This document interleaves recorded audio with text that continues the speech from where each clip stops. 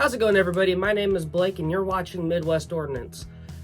And now I'm going to go over a video which I keep getting questions on from like last year, almost this time last year actually, about my AR9 setup with the Super Safety. I keep getting comments about, what buffer system do I use? What type of parts am I using? How am I able to get my Super Safety to run with this AR9? So I'm gonna go over everything so that way I can stop repeating myself in the comment section of that video and other videos. So if you have any questions, I'm gonna refer them to this video. Just kind of tired of explaining myself repeatedly in the comment section, which you can easily go find my my responses to. So this will be the video that I will explain everything about this gun and how I'm able to make it work. So right off the bat, because I like going over just the parts and stuff that I do use for my guns, one of them was what brand of AR9 is this? What's the lower? Well, there's no serial number markings. There's no markings of it anywhere. This is an 80% arms lower receiver. I milled this out myself. It's actually the very first lower receiver that I was able to mill out by myself. So this is the first privately made firearm that I've ever made. Second is I think I had a CMMG standard parts kit. Other than maybe the mag catch, which is what came with this lower, but like the pins and other junk, I think is CMMG. I think it's their lower parts kit. And then for the trigger and Super Safety, now this is a custom bottom trigger. It's all skeletonized FDE to kind of go along with the dual tone. That I got from D's Nuts Tactical you know what, because I can't really say the place where you can get them, but you get the idea.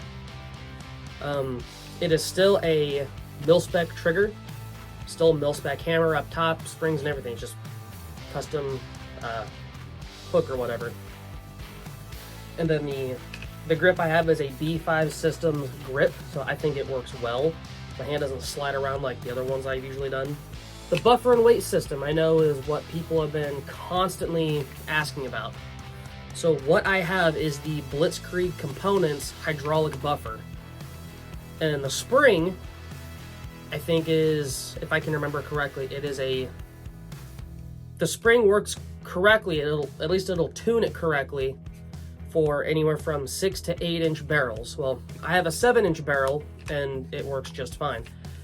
Now, if you've seen in my other videos, I have had a 16-inch barrel on this where I put this on I converted this to a rifle with a 16-inch barrel. And it works just fine for me. But I don't know. I haven't really had a whole lot of problems, and if any kind of problems I have had with this gun, it's mainly just been to magazine issues. It really hasn't been to the functionality of the weapon itself.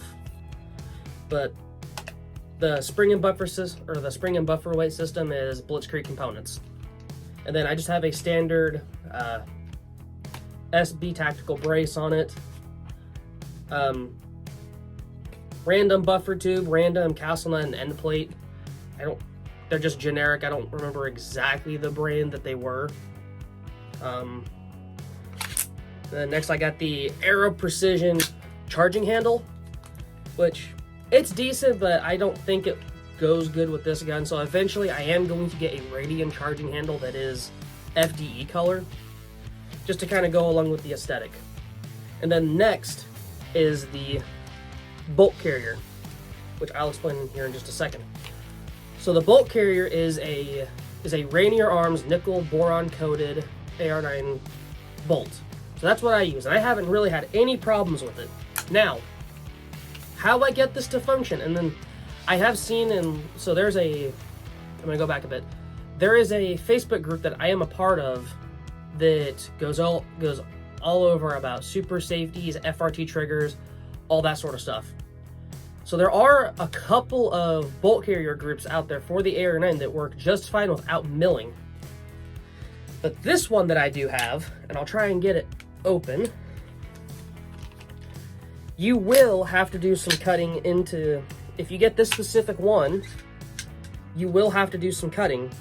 So if this will show up right there, I had to take this bolt weight out, and I had to mill that part of the bolt. So just enough room to where that super safety can trip it, and there's not any hang-ups. It's able to fire just right. So you will have to mill that part out. And pretty much what I did is I just took like something sharp, like I took an X-Acto knife that I had, and I just lightly marked where that weight is, and then I just cut like I think it's like a little 45-degree angle, and it works just fine. So I haven't had any issue with that. And then next, the whole upper receiver itself, besides the handguard. The upper receiver, the barrel, and the handguard that I did have before I changed it to this one was from CBC Industries. Now you can buy them from CBC Industries because I was curious of what the upper receiver was that I did buy, but I got mine I think I got mine from Sportsman's Guide about a couple of years ago. I really haven't had a problem with this. Now, unfortunately, I can't put the upper receiver on it that I do like, which kind of sucks. So the upper receiver that I really wanted to put on here is this upper receiver. I love these slab side upper receivers, mainly this one. It's clean looking, it's very minimalistic, and it's the X Products upper receiver. These are incredibly hard to find, if you can even find them anymore. I bought a shit ton of these when I could, because X Products stopped selling them, and then some other person on Gunbroker was selling these for like 70 bucks a pop. And so I was buying these like crazy. So I've got a few left over, but unfortunately this one will not work. I've already tried it, and I get constant issues with it, with trying to load it. The rounds they will not function in this upper receiver, which really sucks. I do like this one. But what are you gonna do? I mean, for this is a gun that I would honestly trust with my life. So at that point, I care more about functionality than practicality. But it is what it is. And then up top, I've got the EOTech 512, I want to say. I'll have it somewhere around here if I'm wrong, but I think it's the EOTech 512. Takes AA batteries, clear crisp reticle, pretty much anything that you would expect from an EOTech if you've ever shot with one. And then next is the Black Rain Ordnance over-under suppressor handguard. I wanted this to kind of have like the integral suppressed look. So my barrel only goes up to about here, and then the rest of it is all suppressor. Which I think it just looks neat for what it is. I like it, no big deal. You do get a little bit of you do get QD mounts on the side, so you don't have to put like extra other junk on there to make your gun heavier. And I'm probably going to get a lot of flack for this because I know everybody loves to joke with Olight and how they catch on fire. Change my mind, Olights are awesome. I have the Olight PL Pro Valkyrie. This one is rechargeable, and I have not had any issues with this. Sometimes I'll actually take this off, like if I'm going to go outside during the night. I will use this light as my own. I got neighbors off that way, and this light is so bright that it will even shine on like their barns and stuff. So I get plenty of good use out of this. I have not had a single problem, and if anything, I would actually recommend an Olight. I know there's no such thing as wrong opinions, but if you say Olight is bad, then you have a wrong opinion. Fight me. No, in all seriousness, I have not had a single issue with this light. This is actually a used light, I think. I picked this up for like 80 bucks at Joplin Sports Center down in Joplin. But I haven't had a single issue with it. I was able to recharge it. It doesn't lose charging near as fast enough as like one of the Streamlights that I did have. So that's why I went to Olight. And since then, I have not had a single problem with Olight. Next, for the suppressor, I have the, what is it? I have the Silencer Co. Octane 45 suppressor. This suppressor is rated for 9mm, 45 ACP, and 300 blackout. Now, I've shot 45 ACP with this. I've shot 9mm out of this. I know you're supposed to wear ear pro when you do shoot, just for caution's sake. But I mean, I can shoot 115 grain, 124 grain ammunition out of this, and I don't have any ringing in my ear. So like, I would say this is perfectly hearing safe, but I would still wear your own hearing protection just at your discretion. And then for this, I honestly have no idea what brand of sling this is. I picked this up probably 4 years ago, and I have no idea. But yeah, this is the complete rundown. Oh, well, I forgot to mention this. This is the Magpul, or the Magpul dust cover. And this is the dust cover that you can just take off by this little pin here. If I can get to it. And of course, this is also something that I am going to change. I like how I'm on video trying to do this, and it will not do it. Anyway, I'm just going to show you. There is that little pin right there. All you have to do is pull down, and then you can change this dust cover out. Instead of having to take out that massive bar, then you have a spring to deal with and trying to figure out the orientation. That sucks. I hate it. And in my opinion, this is one of the best or better ideas for the AR-15 to make it simple, easier, and modular. So I am going to replace this black dust cover with an FDE one to, again, go with the aesthetic of this gun. Almost said rifle. Pistol, not rifle. Calm down, ATF. But yeah, that's the rundown of my gun, what I have in it. So those are all the parts that I have. And like I said, how I'm able to get this gun to function. Now, whenever I first learned how to build ARs, I always wanted to have an AR9. Cheap ammo at the time. And it looks cool. Tell me it doesn't look cool. But I've always wanted one. But the unfortunate part was, and the part that I was really worried about is, I heard that AR9s are super, super finicky when it comes to building them. You have to tune them right, otherwise they will not work at all. I don't know how good my luck was, but I consider myself lucky that I consider myself lucky that I was able to get this gun to work on the very first try. So I haven't had a whole lot of issues like what everybody else in the comments is talking about. So unfortunately, I can't really answer those. But this video is what parts I do have, how I was able to get it to run. With that super safety, if you're just getting into them, you will have to have either one of the very, very few two-stage triggers, or you're going to have a mil-spec trigger, which you are going to have to cut into. And I've got them somewhere.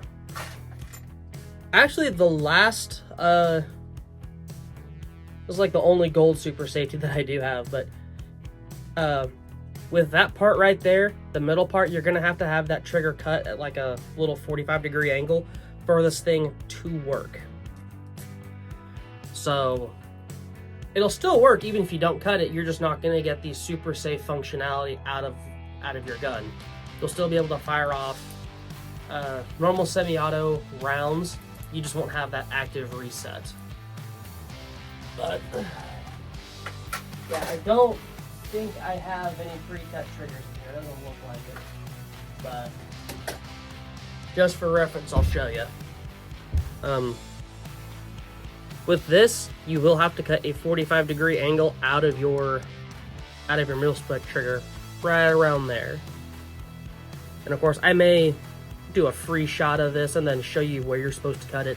And then on this side, you're supposed to round it off. Now, the places that I would recommend going to, and I speak very highly of them, is either D's Nuts Tactical or Gray Market Research, both you know what. They're very reliable. I've talked with the owner of D's. Cool, chill dude. I do have a video coming out hopefully soon where I actually durability test one of D's Nuts Tactical's super safeties. It's made out of 4140 steel, so it's about the most common one that you can buy. There are still other different kinds of steels that you can get, like D7, D5, or I think it's S7. There's a whole bunch, but 4140 steel I think is about the most common that most people will buy. And so I'm going to durability test it actually out of this gun. I'm going to throw a 16-inch barrel on it, and just I fired with the 16-inch barrel. It seems more comfortable than a 9-inch barrel. That's just my opinion, but that's the plan I do have. And then I'm gonna, when I durability test it, I'm going to shoot 1,000 rounds out of it. I'm still gonna allow the gun to cool off. I'm still gonna clean the bolt. So I'm not durability testing my gun. I'm just durability testing one of these super safeties, seeing, you know, what kinds of wear and tear it'll have, where it will end, if it ever does. Because, I mean, I've shot these things. There is a little bit of wear and tear, but not a whole lot. So it's going to be interesting to see what these results are. Now, I think the one I have in my gun right here, I think is S7 steel. I don't really know, but I'm definitely gonna, that's one of the things I am gonna do. So if you want to see that video, go ahead and hit the subscribe button down below. Please like this video, please share it. If you know anybody else who is wanting to build an AR9 and they want to know what kind of if they want to know any other kinds of like parts to go with, these are the parts that I really haven't had an issue with. But yeah, like I said, like, comment, share, subscribe, and yeah, have fun building, stay safe, and stay free.